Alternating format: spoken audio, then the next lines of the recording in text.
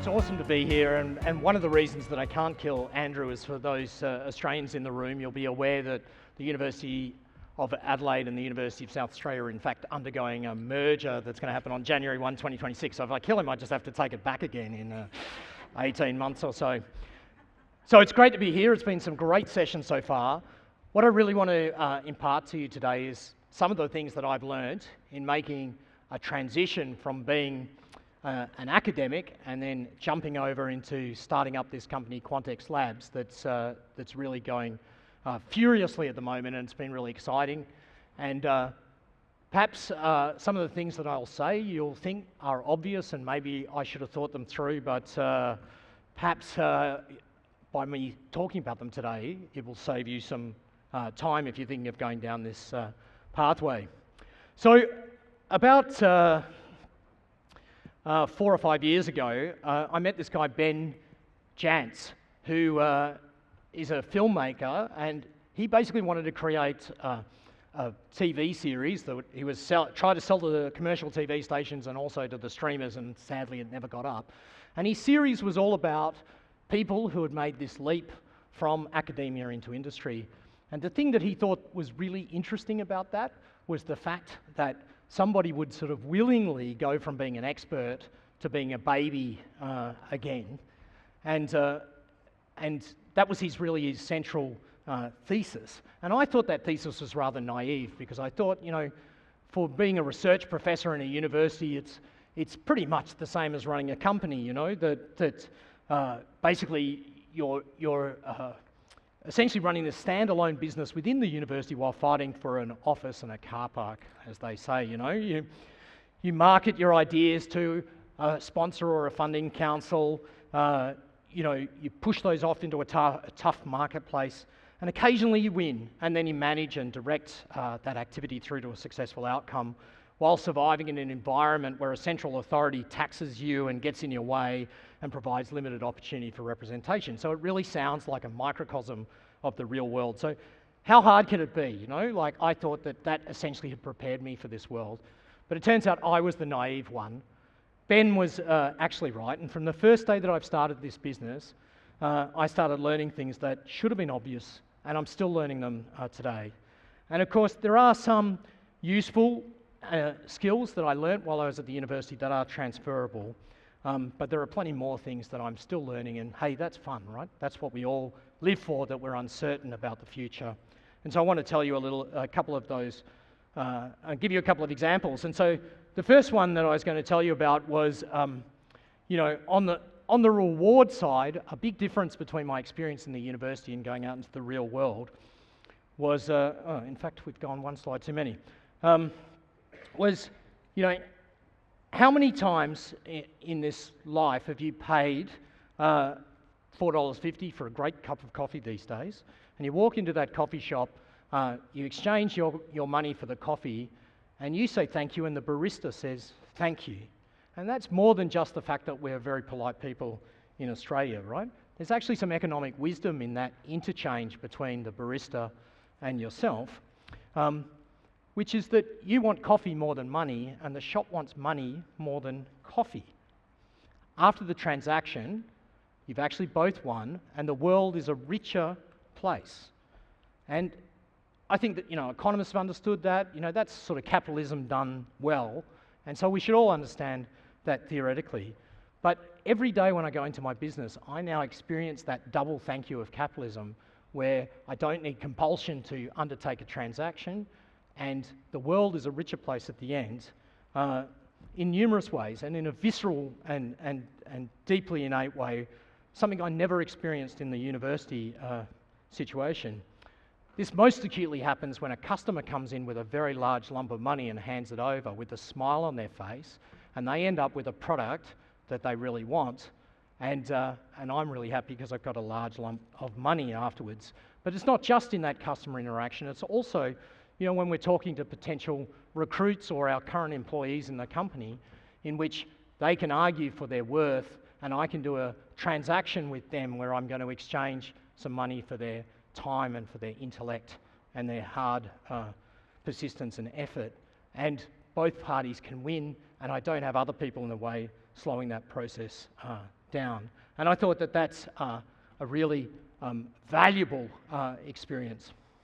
The other element that I think maybe on the obligation side, so that's really the reward side, you know, the double thank you of capitalism. On the obligation side, something that was really new for me was, you know, three things that I've broken it into, three pillars.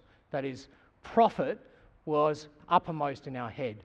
It's absolutely essential if you want to drive a company with growth that it has profit. And one of the reasons why you need profit is because it's rare that customers are going to fund you to do some critical things, particularly things that are in the long-term view. And so one needs that profit to enable you to do that.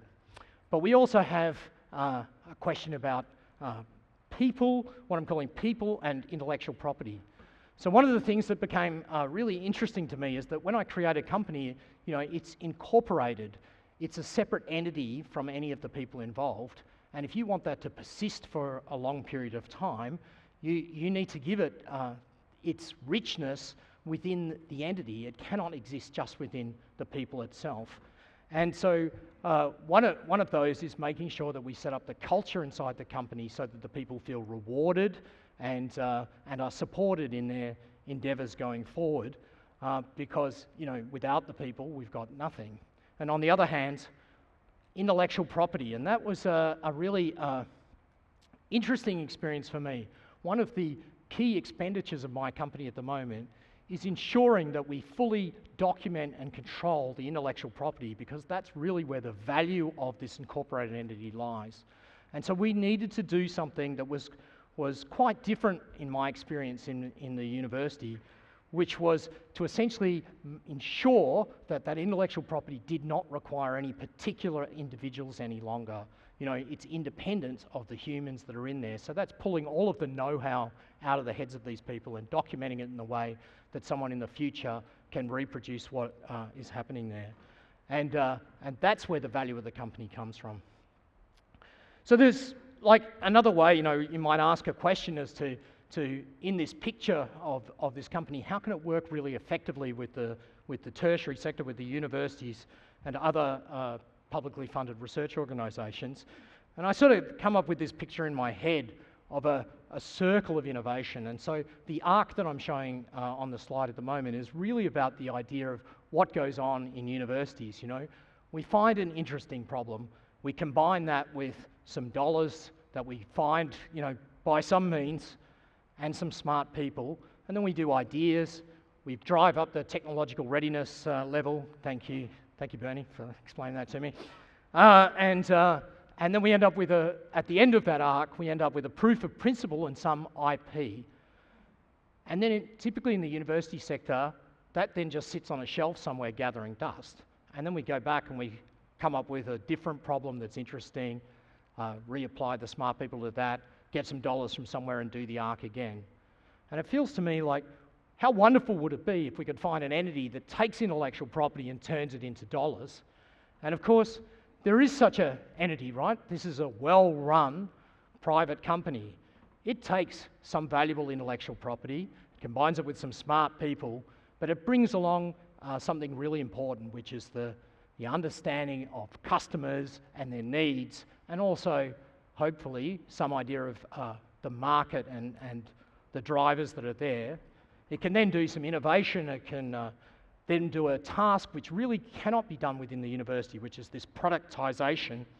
And the productization, you know, the things that I've written down there, services, user interfaces, packaging, sales, marketing, these types of things.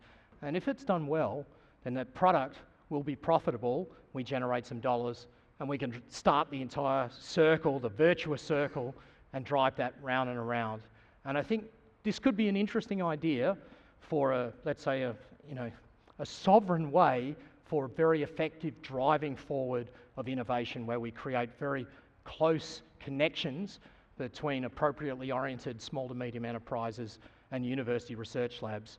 And I'm proud to say that effectively that is what has eventuated with great support from initially the University of Adelaide, but now we're working with both the University of Western Australia and RMIT as well, so that we have this virtuous circle that can go faster and faster. And I'm truly excited. So I'm going to turn now and tell you a little bit about my company and the areas that we're exploiting, so you understand how it fits into this quantum story that we're all here. So my company, QuantX Labs, many people think that the quant stands for quantum. It actually stands for quantification of anything, right? We're quantifying the unknown is what the name of the company is about, the X standing for unknown. And we're doing that by bringing tools from the precision and quantum areas, and particularly applying those into timing problems and sensing problems. So where are we today? You know, we kicked off in 2016, but really weren't doing anything until 2017. It was incorporated. It became a separate existing body at that point in 2016. So you can see on this page some of the technologies we're pushing. Our vision is all about actually creating a secure future by exploiting the precision and accuracy of our tools, and by providing accurate data, we can provide an integrity layer to systems that depend upon our devices. At this stage, our ownership is still 100% between the founders and the employees. What I'm very excited about is that we've hit 30 employees, but you know, there are 4 jobs, so if anybody's looking for a job, like there are 4 jobs on Seek at the moment. We're very excited to have people come and join us, and we're growing at something like 50% year on year, which is incredibly fast. And our market at the moment is almost principally with defence, and the reason why is that defence is less cost sensitive in many cases than the civilian markets, and so they can assist us in the very difficult task of trying to take hardware and convert that into bits and pieces that people can use. However, you know, if we really want to make money, we're going to look for the civilian market, and so in the longer term, we are looking for those dual uses of those technologies. But as I say, we're mostly focused on that defence market. And I found this sort of, you know, awesome slide from the RAND Corporation about the zoo of quantum technologies. You know, the bottom axis there is showing us about readiness from, you know, impractical through to fielded, and the vertical axis is about the potential impact that could have in a defence context. But in many ways, you can use that as a proxy for more general impact on the community. And the types of technology, the space on this diagram in which QuantX is working is sort of demonstrated by this diagram. So we're really working in the area of high readiness, you know, those that are not far from deployment but also high impact. And naturally, if you're thinking you're a company that's looking for a rapid return on investment, that is the space in which you want to work, and that's also, of course, what is very special about quantum sensing, as we've already heard from some of the panels earlier today, that we're really focused on quantum technologies that are very near term for deployment, you know, and I'm thinking on the 3 to 5 years. So where are the capabilities of our company in perhaps a little bit more detail, and then what I'm going to do is go through the life cycle of one of these technologies on the next couple of slides to tell you how we really got started. So we've got really 3 pillars. It's always the power of 3, right? So we have technology for generating very high signal, highly pure signals, and they have very widespread applications in the radar and communications field. This is the technology I will talk about that's made the transition all the way from an idea in somebody's head in a dusty research lab through to on the cusp of being incorporated into a deployment with the Australian Defence Forces. The second pillar is really about addressing this problem that's also been mentioned earlier today by a number of people, which is how do I operate in an environment which is contested or just denied from environmental concerns, and still be able to position myself, navigate, and know what the time is. And so we're working very strongly on both terrestrial and space-based approaches for generating PNT information, as it's called, positioning, navigation, and timing signals for that. And the third pillar is really focused on enhanced surveillance. So this is using quantum sensors of 2 different types, both magnetic sensors, but also single photon avalanche detector arrays to provide surveillance to answer Andrew's question, he wants to be able to measure things that he can't measure at the moment. And so if we can do that in contested environments, in complex environments, that'll make him very excited, and that's what I live for. So let me tell you about a life cycle of one particular innovation. And so this is something that was actually my PhD project at the University of Western Australia. The beautiful photograph you can see is someone holding one of these highly polished sapphire crystals, and by exciting an electromagnetic mode inside this crystal, we can actually generate very pure signals that we can exploit in applications such as radar. So the sapphire clock is sort of pretty exciting. You can see a picture of the co-founder of a former company, CryoClock Proprietary Limited, that was the forerunner of QuantX Labs. We spent 18 years, myself and John Hartnett, trying to sort out the way to build this clock. This clock is so good it essentially only gains or loses 1 second in 40 million years. And you obviously will ask, well, why is that particularly useful? And there is a niche application, one that's really very important in Australia, which is a key surveillance capability that we use in defence. It's called the Gleaned over-the-horizon radar. It's a brilliant innovation that the Defence Science and Technology Group is responsible for. This allows us to look into the sort of northern regions, in the regions north of Australia. And you can see a picture on the right-hand side of this slide of that actual apparatus, the Gleaned over-the-horizon radar. And we were in 2016 in a very interesting place. So we had been working hard in Western Australia developing these amazing clocks, and on the left-hand side of this slide you can see those clocks. That's the bank on the wall, and on the left-hand side of that particular thing is a bunch of boxes that our customer, which was DST at the time, brought that equipment to measure the performance of our clocks in terms of things that mattered to them as an end user. That is making measurements of radar, the radar characteristics that would come if they were driven by these amazing clocks. And the customer measured that, and they said this is like getting 30 years of advancement in one day. That was the level of impression that our technology had made upon them. And so you would think, well, home and hosed, right? Like the technology is there. But it turns out that that's not enough, right? You also need somebody that's willing to pay for it.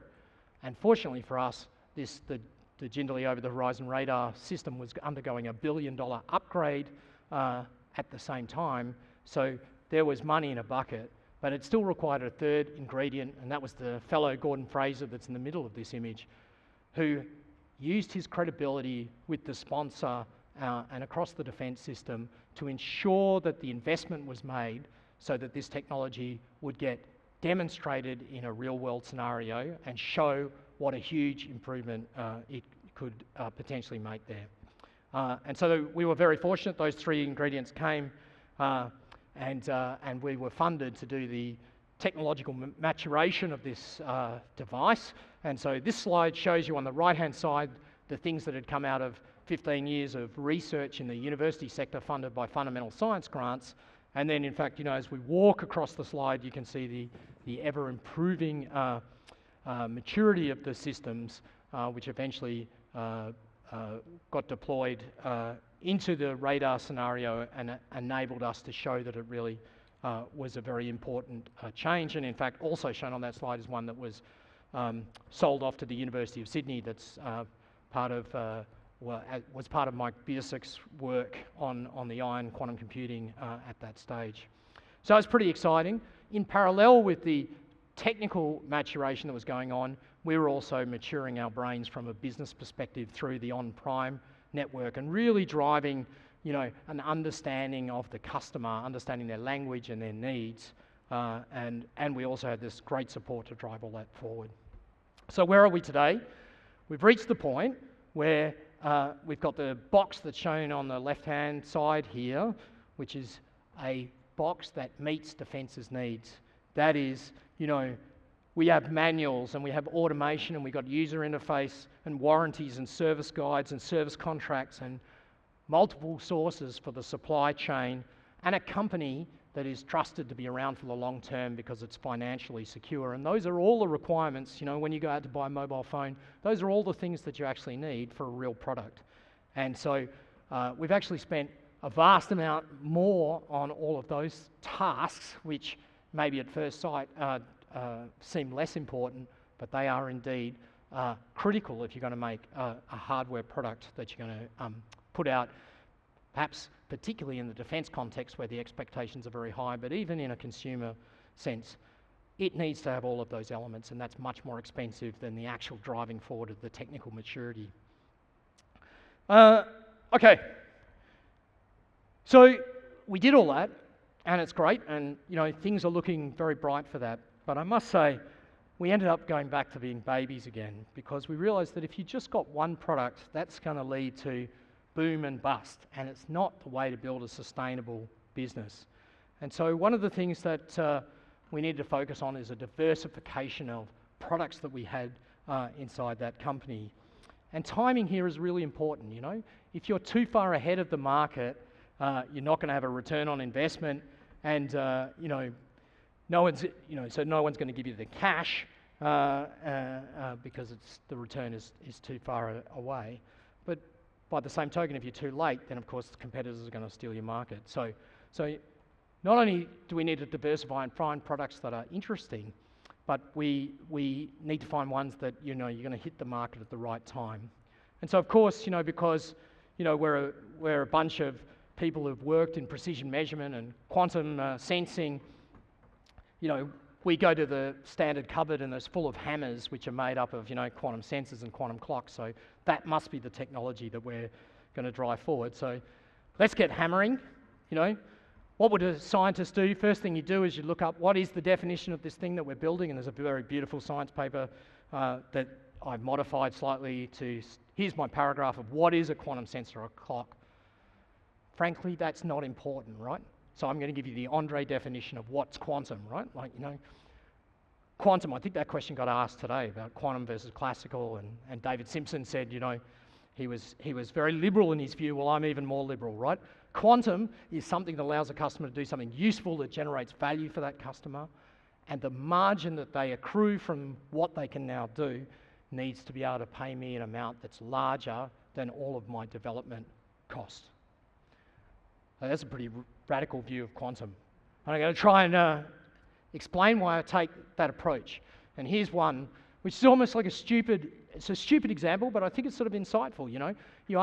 People were asked earlier in the panel, you know, what aspects of quantum are useful in delivering a step change over classical approaches? Well, frankly, it's a stupid question, right? Like, the first thing you have to do, as I think Emma Mitchell said in the panel, is you've got to decide what the use case is, right? Like, you've got to decide what the use case is, and then from that use case, set up a bunch of requirements that flow from that use case, and then we do the design. The bottom of the triangle, that's where the quantum comes in, right? Like, you know, and then we have a whole lot of validation steps. I'm essentially providing you with what is the systems engineering approach to designing anything, but designing a product in this case. So the quantum comes at the bottom of the triangle. You've got to do all these other steps on the way down and on the way up, which are not quantum. These are the key steps to finding something that you can build a business around. So let's look at a couple of things that we think are actually useful. So the Army came to us, Marcus Doherty's group in RICO, and they're really interested in detecting moving metal objects underground, and we've got a hammer for that, right? We've got vapor cell-based magnetometers. And so we wanted to do that, and I got a video that was produced as part of that competition. So here we can see Fred and Rona out in the Adelaide Hills, and they're deploying some of our quantum magnetometers. And so 80 metres below the ground, there's a train going through, and you can see the difference between those two sensors displayed in the panel in the bottom corner of that video. So there's one of the sensors. That was one of the sensors. They're separated by tens of metres. And as the train travels underneath 80 metres down, we can see a very clear high signal-to-noise ratio. And now we've deployed sensor arrays with 6 sensors in, and we can track cars and trains underground as they move underneath there from the signals that are detected by all of those. Here's a use case. It might be useful. It's a pretty small market in defence, for making returns, but there's possibly some applications in the mining industry and the geophysics exploration industry for this technology, which is pretty exciting. What is the quantum characteristic in this case? It turns out that the problem is not sensitivity, which is where everybody goes to start with. The problem is about rejecting background noise and focusing in on the target that you're interested in. The signals are pretty big. The problem is the noise is much bigger. And so what we're actually exploiting when we make an array of these sensors is not sensitivity, but accuracy. We're relying on those sensors to give us a signal which there's a one-to-one correspondence between the magnetic field and the signal that comes from those devices when they're remotely deployed.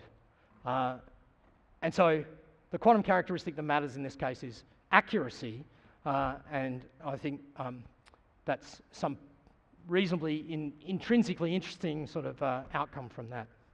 Here's another example of a technology that we think is viable and our company is pursuing. This is, the fact that you can go and buy a $300 toy from off Amazon, and you can basically wipe out any of the signals derived from satellite navigation networks that arrive on the ground. GPS is the one that most of us know about. So $300. Now, we can't. Our electricity systems could go down. Our communication systems can go down because they're all dependent on that. Our distributed computing systems are all dependent on access to GPS. Most importantly, you can't get a pizza delivered to you because the fellow who delivers the pizza doesn't know their way to your house anymore if the GPS goes away. So something like a potential unmitigatable loss of $1 billion a day plus. So it would seem that there's very good reasons for why one might want to use quantum technologies to solve this particular problem. And we are pushing for both atomic clocks in low Earth orbit as well as terrestrial-based clocks with distribution systems to solve this problem. But this brings forward another problem. Who is going to pay us to do that? So it goes back to my point that I made earlier. Very important that you can build a really good business case around this. And I gave a talk last week in relation to, at the Quantum Meets Resources session, I came across this company for which I don't own any shares or have any other interest involved, but I wanted to tell you a little anecdote about this company, and they sound pretty good. They're called Chrysos Corporation. They're ASX listed. They are exploiting a technology that's come out of CSIRO that allows us to do compositional analysis. And I don't know if you can read it, but they can do compositional analysis of mining samples in 3 to 4 minutes instead of 3 to 4 hours, which is the old way, and do it for much less cost. It's based on an X-ray fluorescence technology. Seems spectacular. The thing that's really brilliant about this company, to me, is not that they've developed this amazing technology, but they've come up with this fantastic business case. And so instead of actually trying to sell the boxes of tricks to customers, they've effectively given the boxes away for free, and they're put it on a mine site, and there's a minimum number of samples that are going to be run through, and basically the company gets paid every time there's a sample run through that box, and the cost per sample is much less than what they do at the moment. Well, there's going to be fantastic acceptance of that, and you can see that already they've got 25 units deployed out in the world. They've processed 1 million samples, and they've generated $10 million in Q2 last year alone from the fees associated with having that deployed out there. They're doing 60% growth year on year, and I think they're contracted to double the number of units that are out there. What a spectacular story of using a precision measurement technology to change the industry. In my view, the key thing that was really great about this is that they actually figured out a way to actually make the business model work, and that's going to be a real challenge, I think, in many of these things. So I got sort of a horrible summary slide here about all of the things that we've learnt in my company over the last 5 years. Network, network, network. Do it with those people that are really useful. Don't just do it with people that are like you. Go and find people that are not like you but are useful, and make sure you listen to what they say. And that was a very uncomfortable experience when we first did it with CSIRO on Prime, but it's been spectacularly useful to have a diversity of people in our company that are willing to start talking to customers and listen. The other thing that I would suggest is don't fear telling your story, right? anyone that's really good that could steal what you're doing is generally too busy doing whatever they're doing themselves. You know, the hardest thing to do is to get anyone to listen to you. So just sell your story to everybody. I mentioned this already, that my company is diversifying already to actually lead to success, because we can't focus in on one particular product. And I balance this with the fact that there's always too many opportunities. So you really need some robust internal processes for initiating new projects, which you must do, but you need to have a way of deciding which ones you're going to follow, because there are always too many. But partnership is your friend here. Work with your customers, system integrators, research providers, as we're doing with the universities, and other small companies that are confident, like we are, to work together. And I've got a few other things that I think are really important. Learn the language of the customer, understand what their real needs are, even better than they do, because you're the one that's trying to disrupt that world. Dealing with bad players within the company, that's a really tough thing to do, but we've done it because it's really important to have like a healthy internal culture. And I've mentioned this, secure your access to the IP. You know, we had to work with universities at the start, and I can tell you it was absolutely horrible to try and extract that IP out of the universities, and many people in this room will have had that same experience. But right now, we're actually spending vastly more resources, because the value of the company is associated with really understanding and owning that IP and the know-how, essentially documenting everything that's in people's brains. And so we're spending a lot of internal cash in making sure that is not dependent on any particular individuals. I've got a few other things that you probably run ahead and read, so I'll leave those in the interest of time. We still got some challenges. We are a hardware startup, so we burn cash both to make things, but also we need a distribution model for those things. It's not a software play.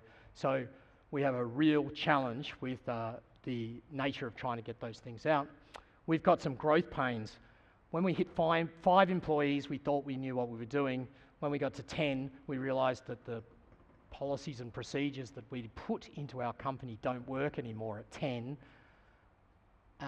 But of course, you couldn't have put them in beforehand, because they'd be put too much overhead on the company's activities. And right now we just hit 30, and I can tell you that we've got the same problem again. So we're working with some specialised consultants who really can teach you how to do the scaling up, and we're learning an awful lot from them about how to make sure your policies and procedures are fit for purpose, but are not too heavy for the stage that you're at.